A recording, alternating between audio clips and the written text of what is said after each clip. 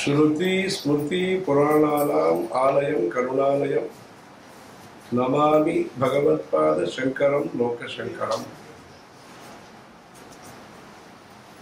यद्वक्त्र मानससरः प्रतिलब्ध जन्म भाष्यारविंद मकरंद रसं पिबन्ति प्रत्याशम् उन्मुख विनीत विनेय भृंगाः तान् भाष्य वित्तक गुरून् प्रणतोऽस्मि मूर्ध्ना।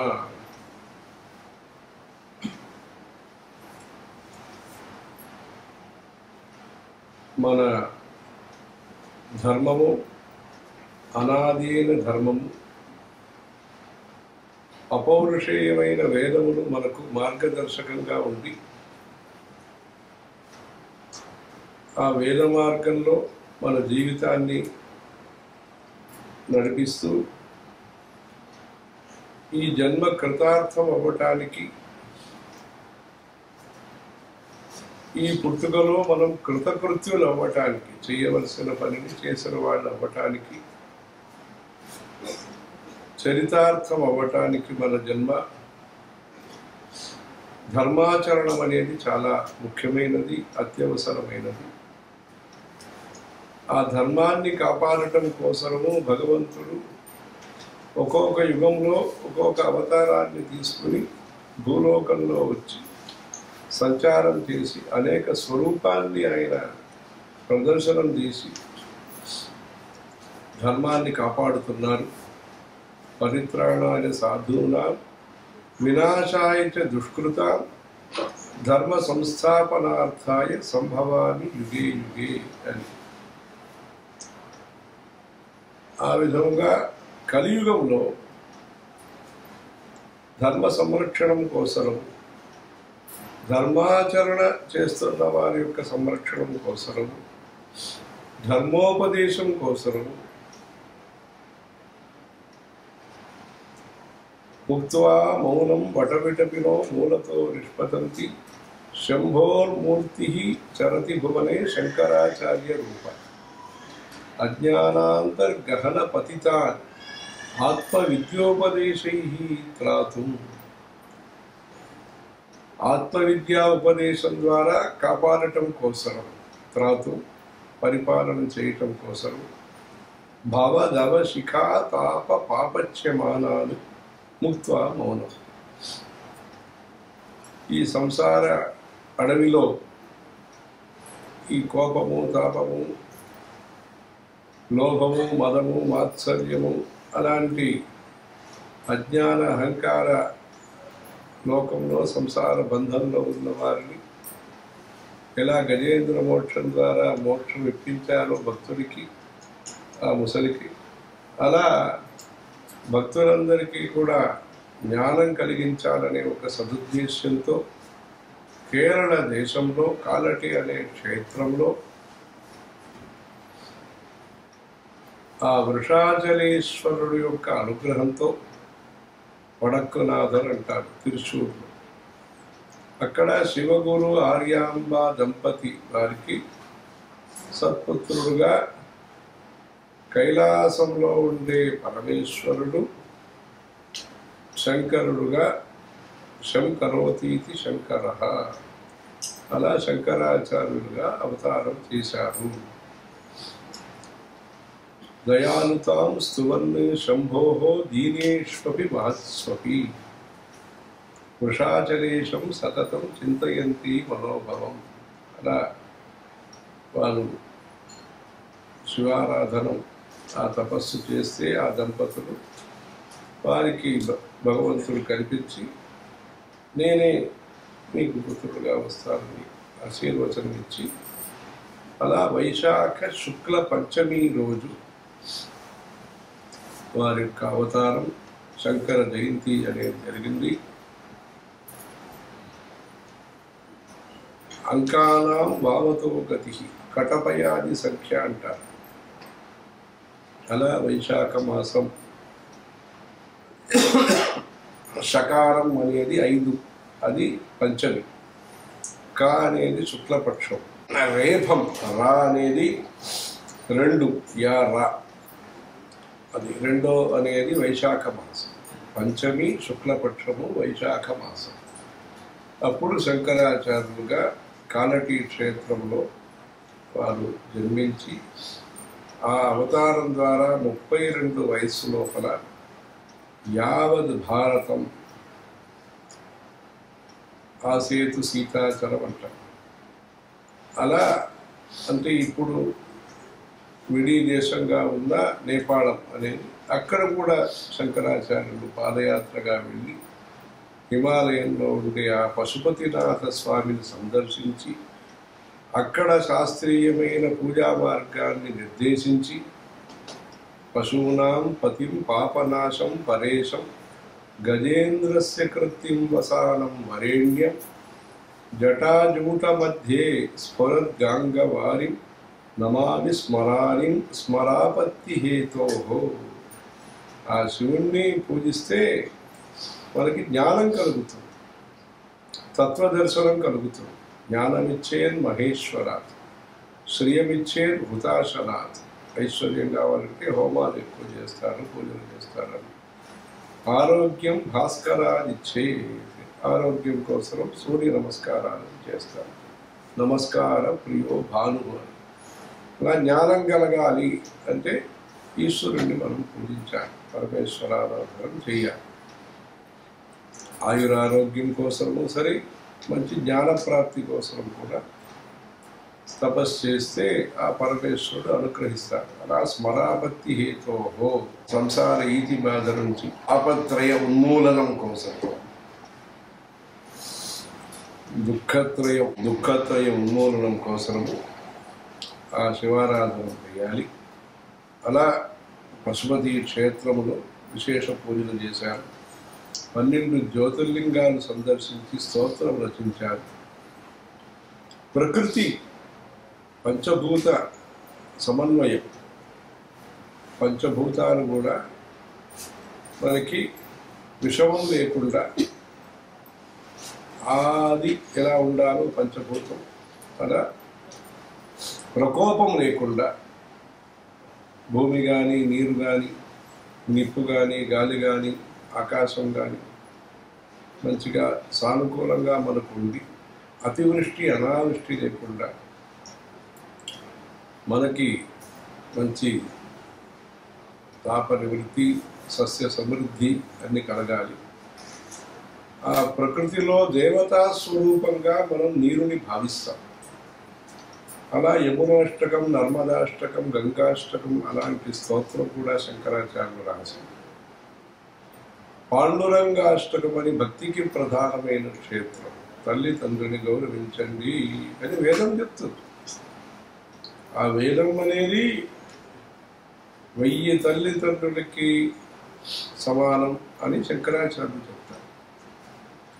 మాతృ పితృ సహస్రేభ్యోపి హితైషిణా వేదేన అని అబ్జెక్టివ్ విశేషణం చెప్తారు ఆయన. వేదం అంటే అది అంటారు. ఒక తల్లి తండ్రి వాళ్ళే మనం ప్రేమ, తండ్రి కూడా ఇంత ప్రేమ చూపిస్తారే అని మనం అనుకుంటాం. ఇంకా ఈ రోజుల్లో ఇంకా ఎక్కువనే ఉంది. అలా ఉన్నప్పుడు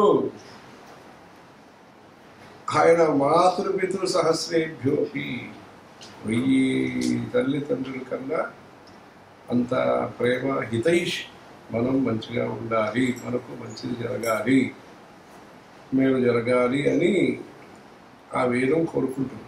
వేదం మనకు ఉపదేశిస్తుంది. మాతృదేవో భవ, పితృదేవో భవ అని. ఆ ఉపదేశానికి ఆదర్శంగా జీవితంలో ఆచరించి చూపించిన భక్తుడు పుండలీకుడు అని ఒక భక్తుడు. పుండలీక వరదే హరి విఠలే అంటారు అక్కడ పాండురంగ స్వామి. ఆ పాండురంగ స్వామి స్తోత్రాన్ని శంకరాచార్యులు రాశారు. ఆ పాండురంగ స్వామి నడుములో చెయ్యి పట్టుకుని ఉంటాడు. అట్లా 2 చెయ్యి అట్లా పెట్టుకుని. అది ఏ దృశ్యం అంటే, నా భక్తుడు ఎవరు ఉంటారో ఆ భక్తుడికి సంసార సాగరం, సముద్రం అనేది ఇంతే లోతు, అంత నడుము వరకే లోతు అని చెప్తారట ఆయన. ప్రమాణం భవాధ్యేహే ఇదం. ఇదే ప్రమాణం అంటే ఇదే కొలత. ప్రమాణం అంటే అథారిటీ అనేది ఒక అర్థం. ప్రమాణం అంటే ఇంత అని కొలత. ఇదం భవాధ్యేహే ప్రమాణం ఇదం ఇంతే లోతు అని చూపిస్తారట. నితంబ కరాభ్యా, ఒక చెయ్యి కాదు, రెండు చేతులతో కూడా ఇటువైపు అటువైపు అని సందేహం సవ్యాప సవ్య మార్గస్థ అది ఆయన అట్లా చూపించి ఇదం మామకానా నితంబ కరాభ్యాం ధృతో ఏన తస్మాత్ విధాతులు వసతి ధృతో నాభికోశ పరబ్రహ్మలింగం భజే పాండురంగం. ఆ విగ్రహారాధనం మూర్తి పూజ అని మనం చేసిన ఉపాసన కోసము మనకు ఆ రూపరహితమైన ఆ నిర్గుణమైన నిరాకారమైన పరమాత్మ జ్ఞానమే మనకి ముఖ్యము లక్ష్యము.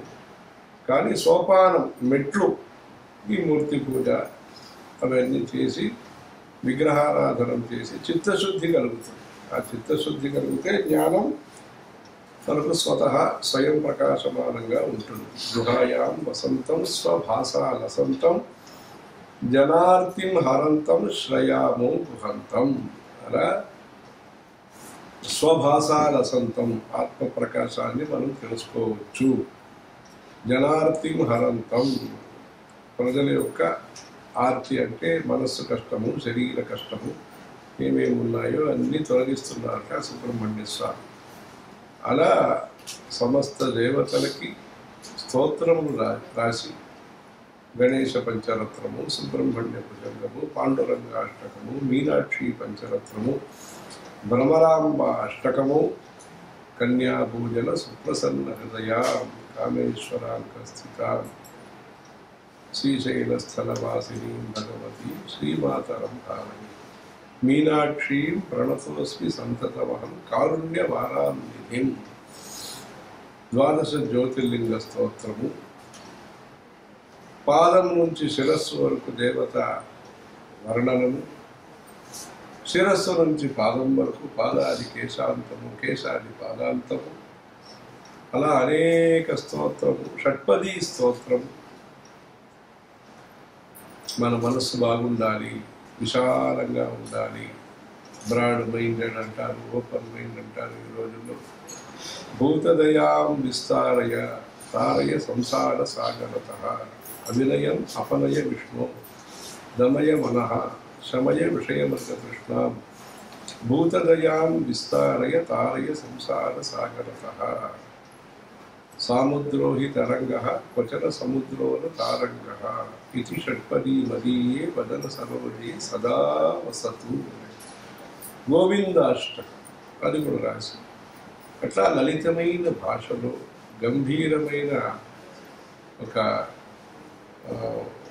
ఆలోచనతో శివానంద లహరి, సౌందర్య లహరి, ఆనంద లహరి ఇట్లా అనేక స్తోత్రాన్ని ఆయన రాసి హరిమీడే స్తోత్రం తం సంసారధ్వాంతం అది ధ్వాంత వినాశం హరిమీడే అని అలాంటి వర్ణమాల స్తోత్రం అకారాది అది వరకు ఉండే స్తోత్రము, షకారాంతం, భుజంగ స్తోత్రం, భుజంగ ప్రయాత స్తోత్రం.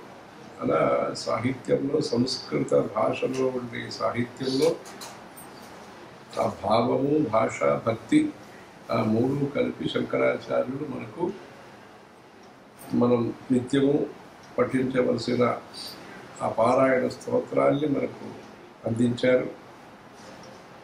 మహాపండితులు చదవగలిగే భాష్యాలు కూడా మనకు కాశీలో ఆయన భాష్యం రాసి భగవద్గీత భాష్యము, ఉపనిషద్ భాష్యము, నృసింహ తాపనీయ ఉపనిషద్ భాష్యము, శ్వేతాశ్వతర ఉపనిషద్ భాష్యము, బ్రహ్మసూత్ర భాష్యం ఇట్లా భాష్యాలు ప్రకరణ గ్రంథాలు. వివేక చూడామణి శ్లోక రూపంలో వేదాంత తత్వాన్ని విశదీకరించే ఈ విస్తృతమైన వివేక చూడామణి ఉపదేశ సాహస్రి శతశ్లోకి ఉపనిషత్తునే శ్లోక రూపంలో ఆ శతశ్లోకి. అలా భక్తి కర్మ జ్ఞానం అలా ఆ మూడు విషయాన్ని కూడా సక్రమంగా సమగ్రంగా మనకు అవగాహన వచ్చేటట్టుగా ఆ భగవత్పాదాచార్యులు శంకరాచార్యులు మనకు ఉపదేశం ద్వారా మనుష్యుడి యొక్క మనస్సులో మార్పు తీసుకొచ్చి తద్వారా శాంతి, ప్రతిష్ట, వికాసానికి భారతీయ ఏకత అంటే ఇప్పుడు ఒక చిన్న 15 మంది ఉండే ఒక కుటుంబం గురించి కూడా మనం ఏకత కోసం చాలా ప్రయత్నం చేయాల్సి వస్తుంది.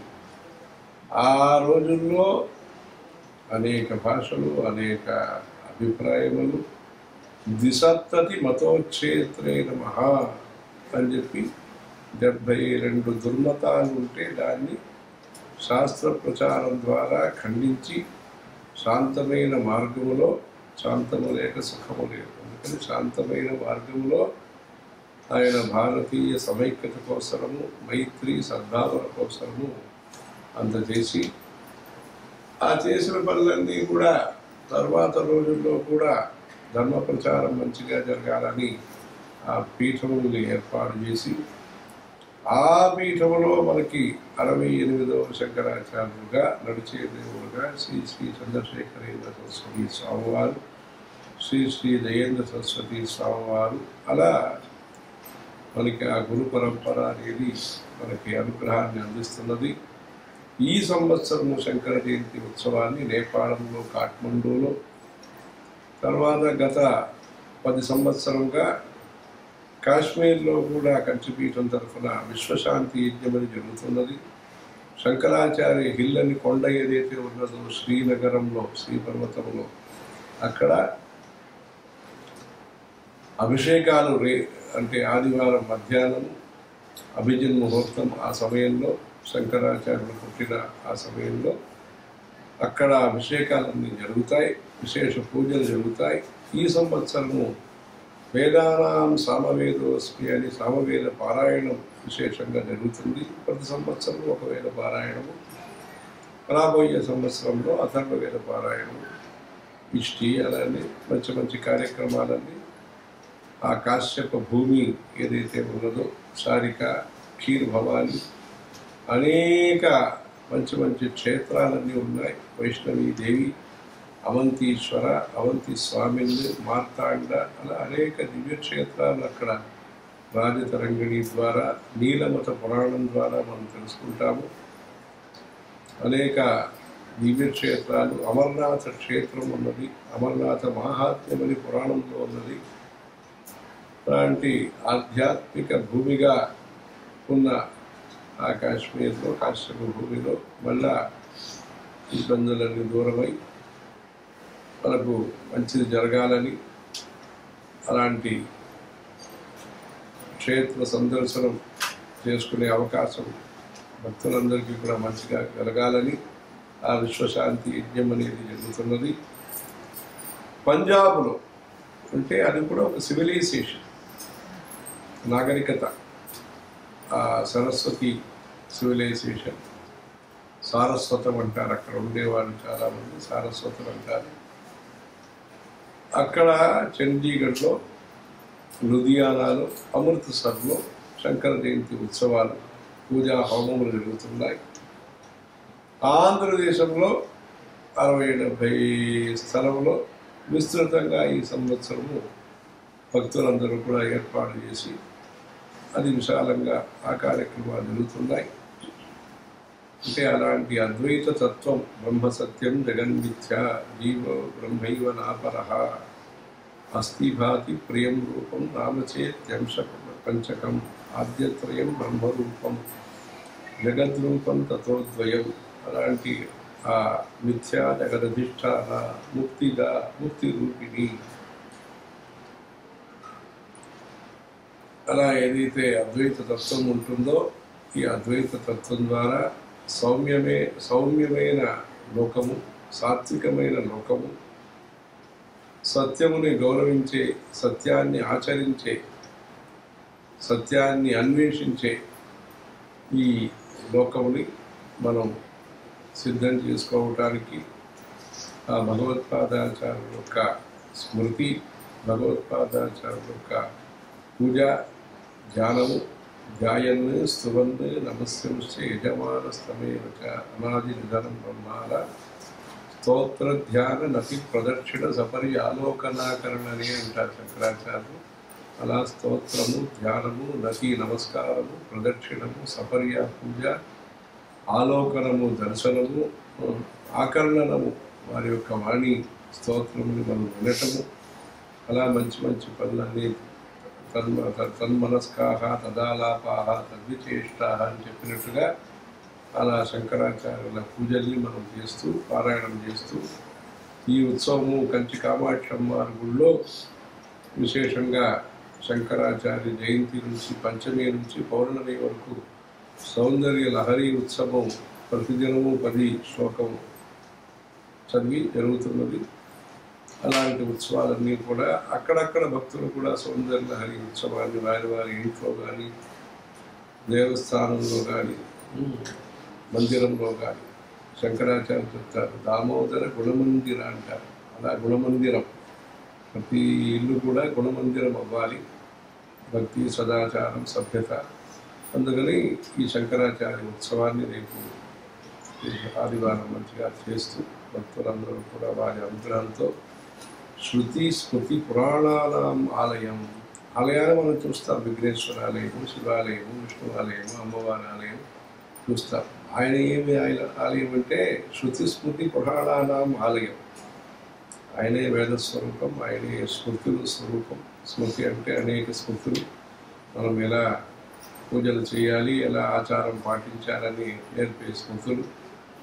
భగవతత్వాన్ని సులభమైన భాషలో స్వారస్యంతో మంచి కథా రూపంలో మనకు అందించేది పురాణాలు.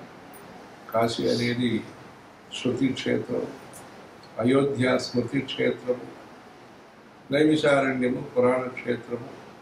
ఇది కూడా భక్తులందరూ సందర్శిస్తూ రామ భుజంగ ప్రయాత స్తోత్రం కూడా శంకరాచార్య రాశారు.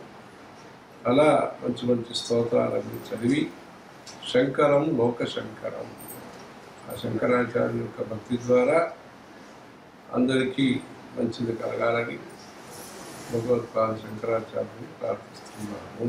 హర హర శంకర, జయ జయ శంకర.